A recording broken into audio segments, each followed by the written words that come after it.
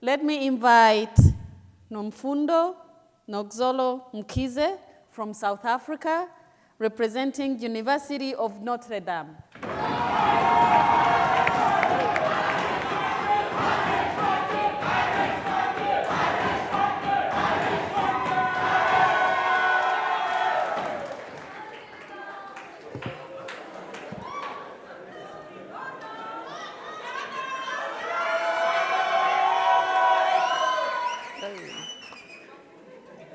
Nomfundo, the floor is yours.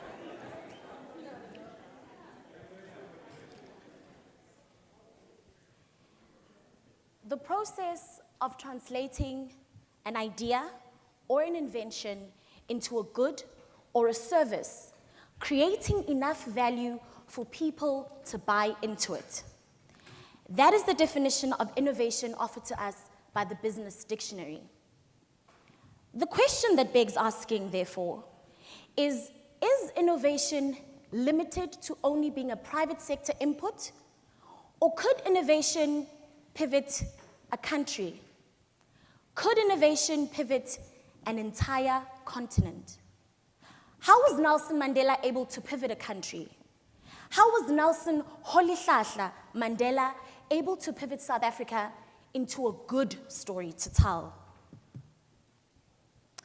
The synonyms of innovation include change, transformation, revolution, metamorphosis. They are all very indicative of innovation not just being limited to a private sector input. I think Nelson Mandela must have understood this, even in his cold cell, segregated from the entire world.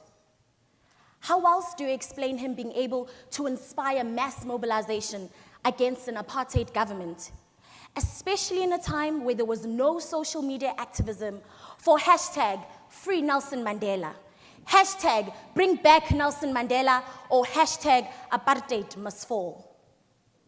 How was Nelson Mandela able to secure a future for a young black South African girl in a new democratic South Africa so that one day she could find herself jetting off to the prestigious University of Notre Dame, attending an amazing 6-week cultural and academic program.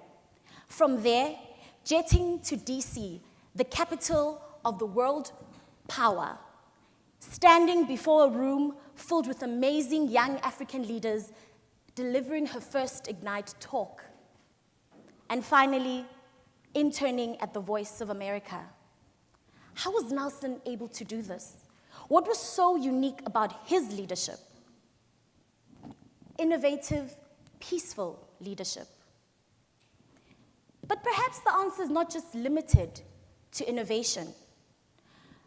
Perhaps the answer is not limited to with only innovation. The goal is to keep pivoting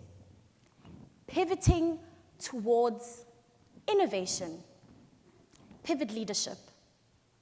Perhaps we as Africans need to pivot towards wanting to be better leaders in our countries, wanting to be better individuals in our communities.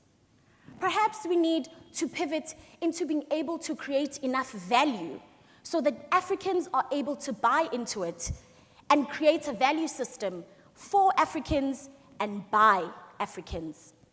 Perhaps we need to create young Africans that are able to think creatively, innovatively, being able to solve the many challenges that plague us as Africa. Challenges such as malaria, such as TB, such as HIV and AIDS, female genital mutilation, child marriages, potholes, and an inconsistent transport system. So how do we do it? Purpose, power, impact. As African leaders, we need to find our purpose, we need to harness and share its power, and finally, we need to watch its impact. Ladies and gentlemen, allow me this morning to speak your names. Merci, Angora Frank, agriculture leadership, advocating for young people to be simulated into the agriculture securing food security for the future. Ndatenda Joe, founder of Dome Media, for amplifying the voices of women and allowing them to share their stories in their own unique voices. Thank you, Jude Anim, for being committed to conflict, peace, and security and serving in the Ghanaian army. Siyabulela Xatyiswa, South Africa, for